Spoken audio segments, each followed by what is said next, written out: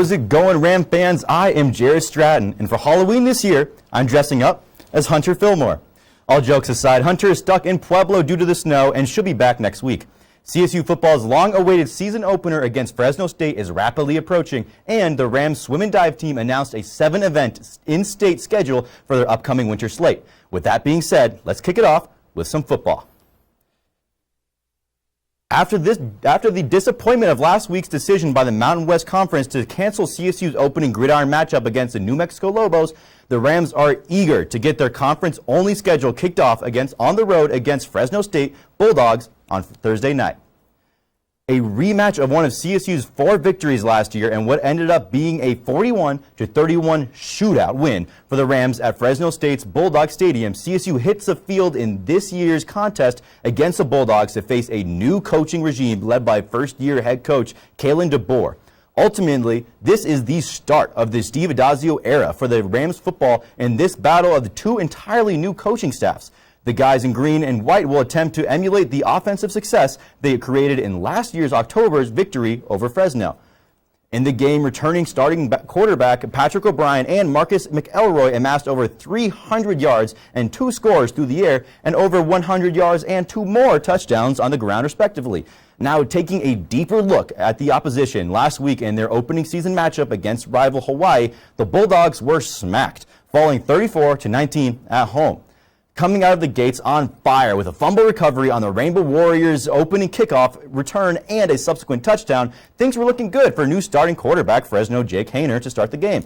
Unfortunately for Bulldog fans, Haener struggled from then on, committing 4 costly turnovers in the drives to follow that resulted in 17 pivotal points for Hawaii and ultimately decided the contest.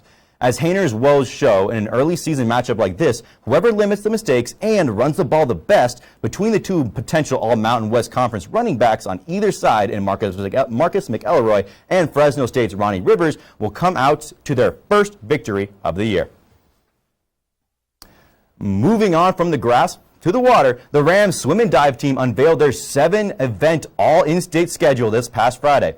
Luckily for the Rams, amidst continued long-distance travel concerns at New Mexico, the team will be staying within familiar surroundings in the school's home state of Colorado to take on the best the state has to offer.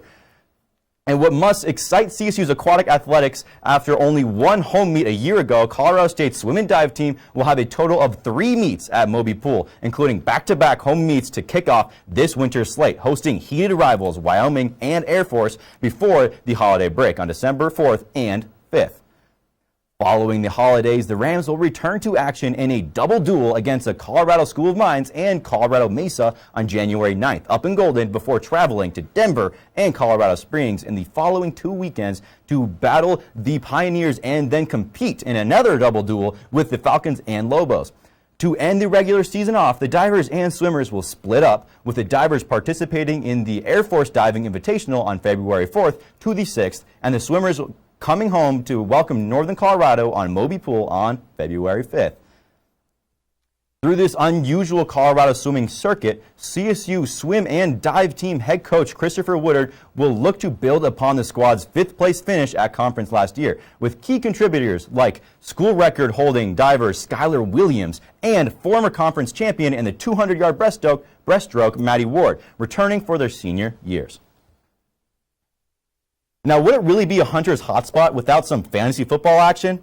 Well, it has to come. Here are 2 waiver wire ads sure to give you that competitive advantage this upcoming week. This week, we have to focus on Jamichael Hasty, the running back for the 49ers.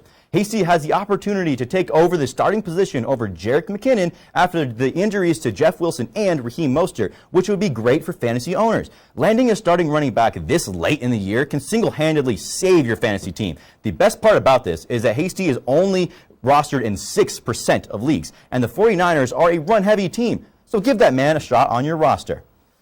Now, what if I told you there's a wide receiver on the waivers that's averaging 14 points in PPR leagues? Well, you're in luck, because Corey Davis from the Tennessee Titans is only rostered in 30% of leagues and has been killing it. A lot of people have also been deciding between Sterling Shepard or Corey Davis on who to pick up, but let me just tell you this.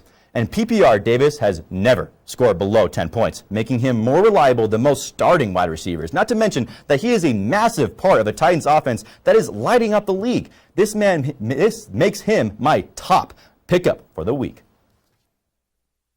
Well, Ram fans, that's all the sports action I have for tonight's show. But make sure to tune in tomorrow night for local beats with Maddie Steele's final CTV show. Have a wonderful rest of your night, Rams.